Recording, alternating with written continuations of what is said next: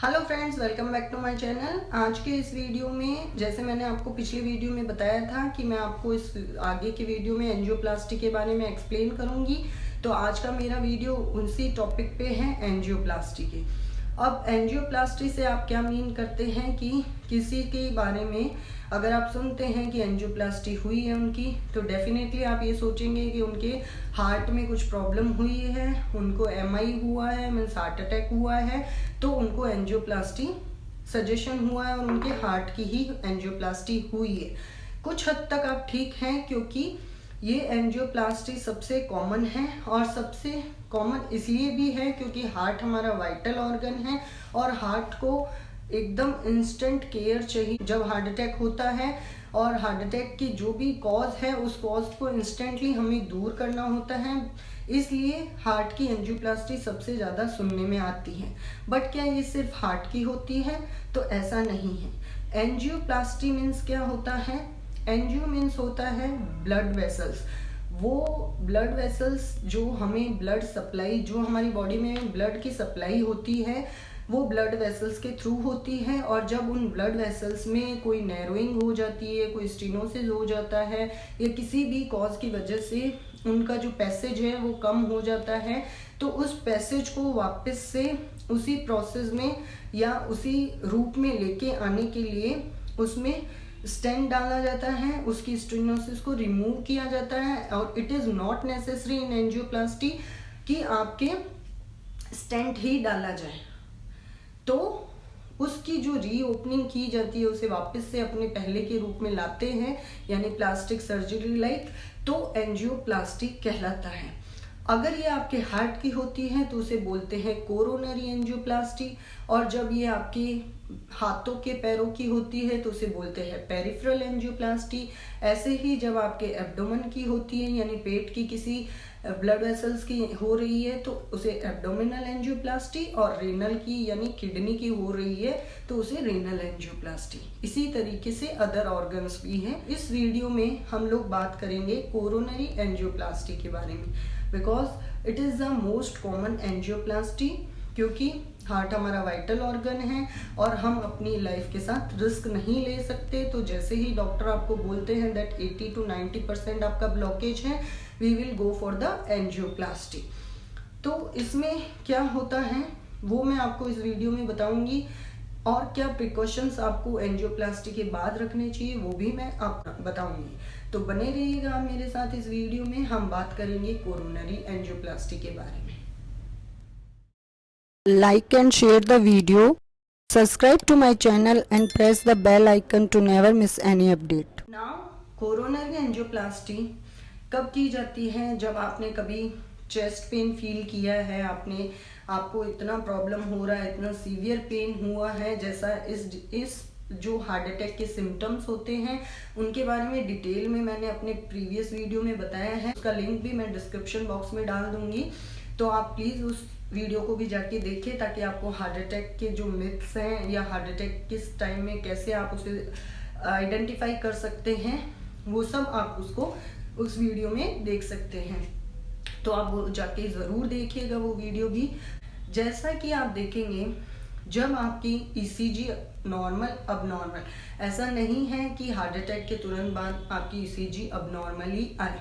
कई बार आपकी ECG normal भी आ जाती है, प्रोफाइल भी कहीं काफ़ी हद तक कई बार नॉर्मल हो जाता है। बट जब आपका इको आपका उसमें एलवीएफ 50% से कम होता है, then doctor suggest you for angiography.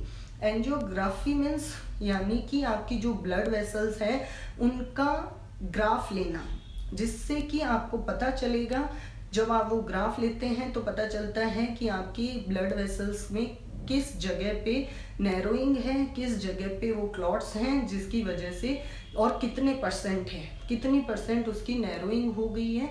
तो ये सब उस ग्राफी के दौरान ही पता चलता है। जब आप एंजियोग्राफी करते हैं, एंजियोग्राफी हमेशा कार्डियोलॉजिस्ट की गाइडेंस में, इवन कार्डियोलॉजिस्ट खुद ही करते हैं।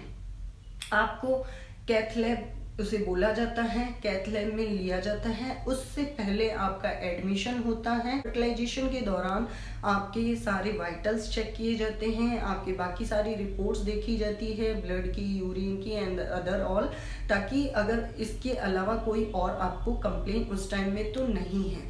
तो अगर आपकी सारी रिपोर्ट्स नॉर्मल आती हैं then doctor will take you on a cath lab. Angiography और एंजियोप्लास्टी के लिए दोनों ही प्रोसीजर बहुत ही इक्विवेलेंट है, सिमिलर है, सिर्फ एक स्टंट का ही इसमें चेंज है, अदरवाइज ग्राफी और प्लास्टी का प्रोसीजर भी सेम है। तो जब भी वो एंजियोग्राफी करते हैं तो सबसे पहले वो देखते हैं एक अच्छी वेसल।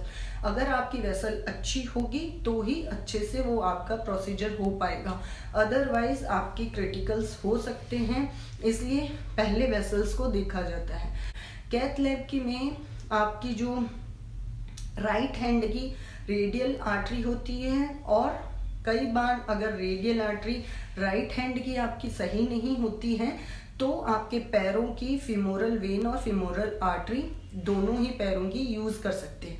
अगर आपकी हैंड की राइट रेडियल आर्टरी अच्छी है और वो उसी के थ्रू आपका एंजियोग्राफी प्रोसीजर स्टार्ट कर देते हैं। इस प्रोसीजर में आपको किसी तरीके की पूरी बेहोशी नहीं दी जाती, आपके सिर्फ लोकल एनेस्थीसिया होता है, आपको कोई मेजर बड़ा कट नहीं होता है, कोई स्टिच भी नहीं लगता है, कोई भी टांका नहीं लगता है इसके बाद। तो एक जैसे आपने देखा होगा कई बार आप ड्रिप चढ़वाते हैं तो आपके कैनुला लगता है, वो कैनुला की तरह ही प्रोसीजर है। इसमें आपके वायर, कैथेटर और एक डिफ्लेटेड बलून डाला जाता है और फिर डाई इंजेक्ट की जाती है। इसमें डॉक्टर मॉनिटरिंग करते रहते हैं मॉनिटर पे, और जब वो डाई कॉन्ट्रास्ट दिखाता है पूरा आपका supply from right radial artery to your heart, पूरी सप्लाई देखी जाती है और उसकी ग्राफ किया जाता है। उस ग्राफ में अगर आपके मोर देन 80 to 90% ब्लॉकेज है किसी भी पार्ट में तो वो आपको भी बताया जाता है। ऐसा भी नहीं है कि जब एंजियोग्राफी में आपके ब्लॉक आया या ब्लॉकेज हुआ, नैरोइंग हुई है तो वो आपको बिना बताए आपकी एंजियोप्लास्टी करे।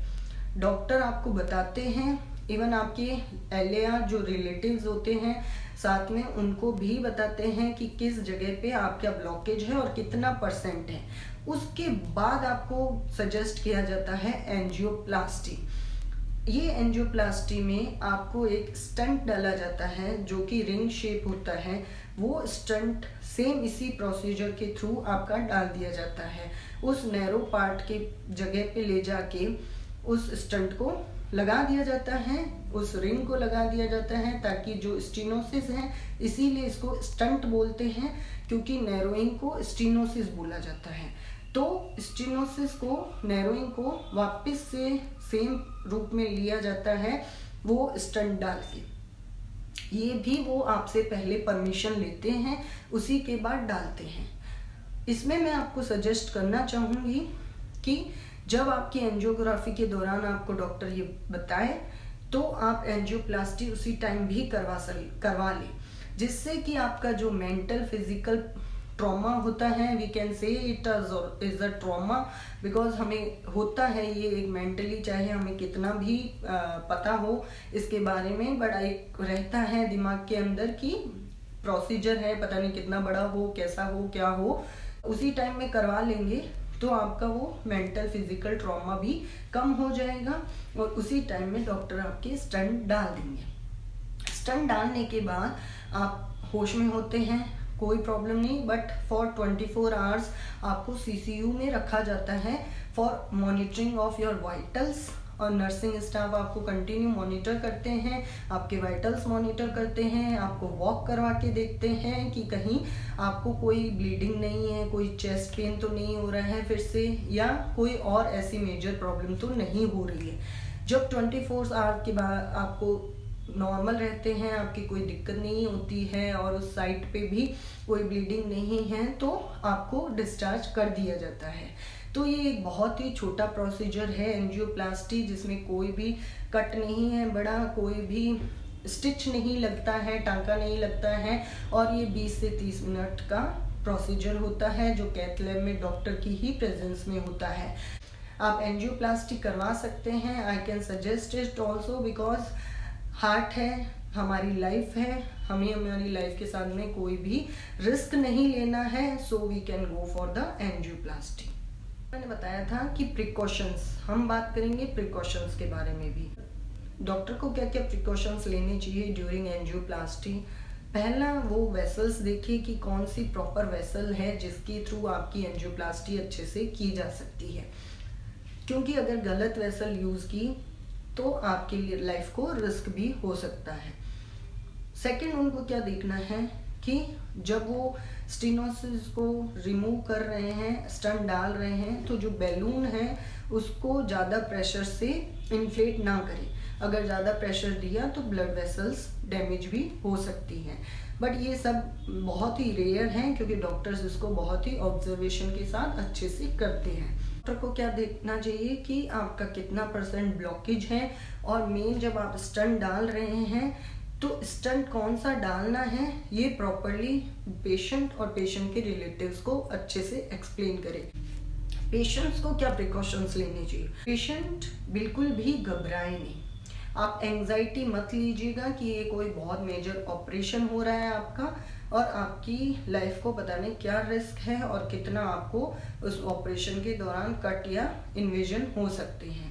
एंजाइटी बहुत ही कॉमन चीज़ है जिससे आपके वाइटल्स में इफेक्ट होता है, और एंजाइटी की वजह से आपकी एंजियोप्लास्टी या एंजियोग्राफी भी डिले हो सकती है।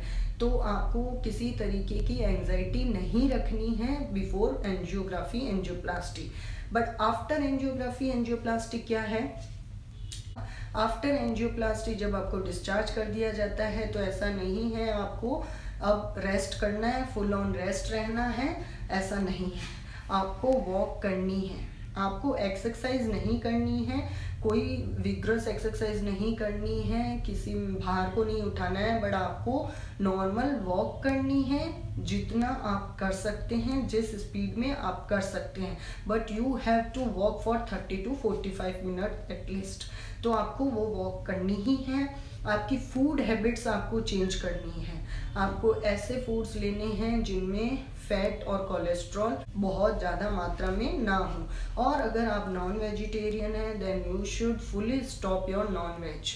आपको नॉन वेज कंप्लीट स्टॉप करना होगा अगर आप चाहते हैं कि आपकी एंजियोप्लास्टी जो है वो रिपीट ना हो और आपके हार्ट अब आगे कोई और आपको प्रॉब्लम ना करे। It is not like that कि एक बार एंजियोप्लास्टी हो गई तो फिर नहीं हो सकती।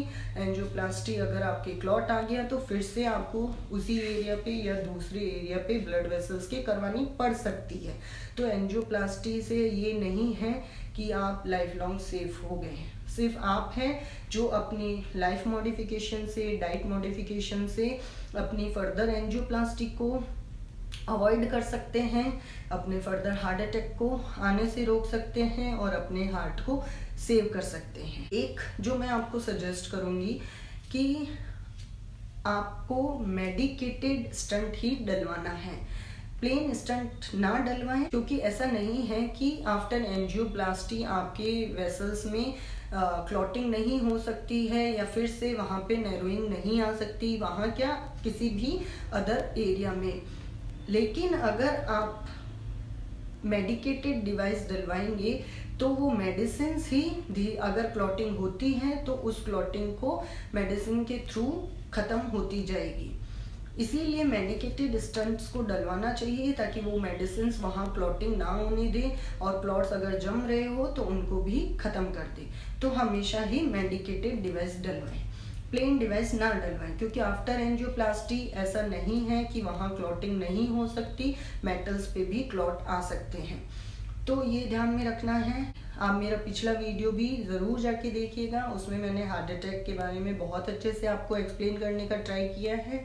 तो आप मुझे ज़रूर बताइएगा आपको मेरा वो वीडियो और मेरा ये वीडियो आपको कैसा लगा। आप प्लीज़ मुझे लाइक, शेयर एंड कमेंट करके बताइएगा और मेरे इस वीडियो को ज़्यादा से ज़्यादा शेयर कीजिए ताकि लोग सिर्फ एंजियोप्लास्टी के प्रोसीजर को सुन के भी ना घबराएं।